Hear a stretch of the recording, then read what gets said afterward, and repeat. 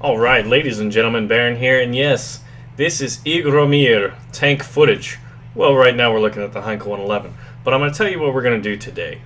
I am going to divide these videos up into two, kind of to keep things concise, and basically we're going to be showing Russian tanks, and we're going to be discussing it, and then we're going to be looking at German tanks. Now, we also have a little bit of what we're seeing right now, although this is about to stop, and that is with regards to how planes are interacting with tanks at the moment. So this is in arcade, and the one thing you could kind of get right there is as the map was leaving, and we'll discuss this more in the German video, as the German video will have the Stuka, but it's about how vehicles appear to planes, because a lot of people are wondering how easy it will be for planes to kill tanks. Now, real quick, look down below. We have a T-70, a T-34, two different T-34s. It looks like both of them 1941 versions. And then you have right here, what you're looking at is the KV-1 Russian heavy tank. And God, does that thing not look amazing right there. Now, while they are adjusting the settings, let's talk a little bit about Russian tanks. Russian tanks are going to be one of the only two playable factions at launch of tank gameplay, the Russians and the Germans. And as you can see right here in the queue, all the other nations, notably the Americans, British, and Japanese, are not available. Now the question is, will they come out in the next patch? Could we see maybe an American? Because the talk was that there's going to be 60 tanks at launch and then 30 within the first patch, which will be a month or two after that. And you can bet that there's going to be lots of mini patches as balancing becomes an issue. And that is our duty as beta testers. That and to have fun.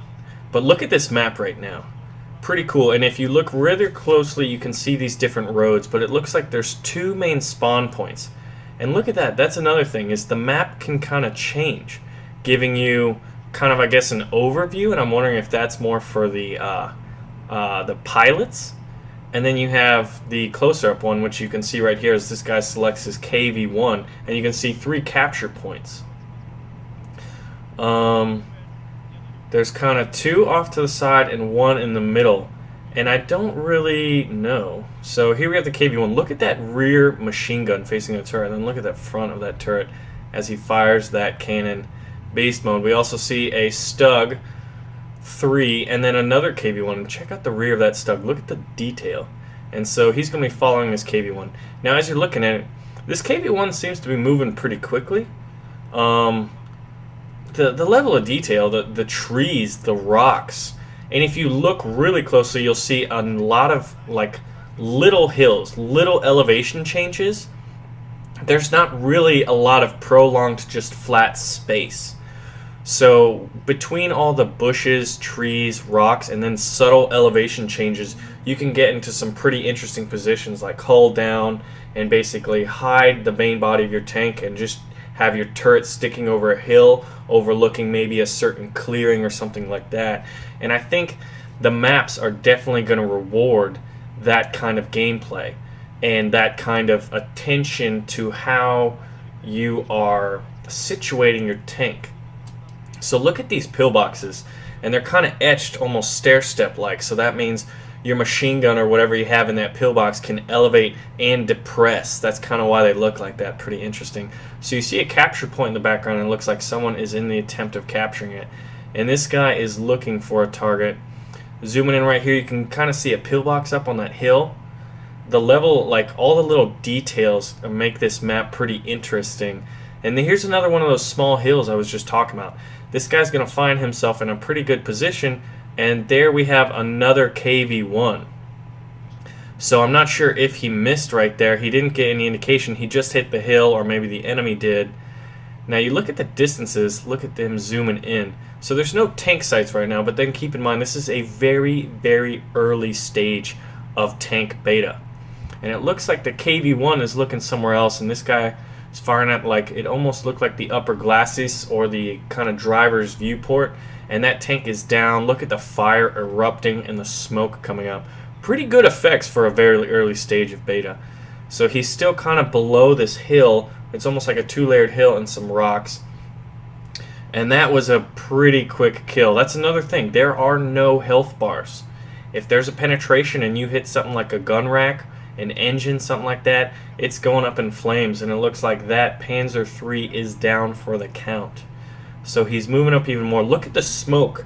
The smoke kind of affects that bottom little area of your vision because of the engines, which are pretty awesome. Look at the dust flicking off those treads. And here we have another pillbox where you can see right through it if you're at kind of the right elevation. Looks like there's a radio antenna, and he is at the topmost capture point. So these will be looking like the capture points, these kind of radio antennas, at least on this map. Now we have another tank, and it is said it was a KV-1. And you can kind of see the reload timer in red, so you can kind of get a feel. Now a lot of this is subject to change. But look at the dust flying up, the explosions, the little red warning indications as it happens. And then you look at this elevation, and he kind of just like stopped right there as he kind of came over that ridge and then fell down. And if you look really closely when there's driving, there's a lot of subtle movement. So I don't speak Russian, but I'm wondering what that means. I think that little Russian that came up it's a bounce. And look at that shot. There's just the flare of that shell as it went by in that, what, half of a second. So I'm assuming that means bounce. And if any of you speak Russian, please feel free to comment on what that means. Maybe a translation. We'd all really appreciate it. This KV-1 got knocked out. So that fire looks like rather early fire effects. But, I mean, compared to some other tank games, those are pretty damn good effects. So now he's going to be pulling out. Is he going to pick the T-34? T-34 1941, and it's another modification. Okay, so he's picking out a Tier 5. That KV-1 was Tier 6, mind you. So this T-34 is at Tier 5. Look at the level of detail. Look at the riveting on that back rearmost armor plate, the sloped armor where the two engine exhausts come out. You can see the smoke. You can see dust flying up from that shell.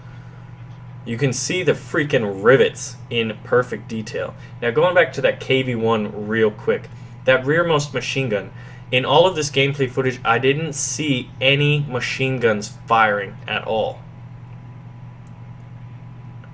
Okay, so going over those craters, they looked small enough, but it still looked like the tank was subtly affected by the divots in the ground. He kind of hit something and then skirted out and knocked over a tree. He just took out a bush. There's an explosion in the background with some smoke. The smoke effects would be really cool. So I haven't seen any machine gun firing. Granted, you are fighting tanks.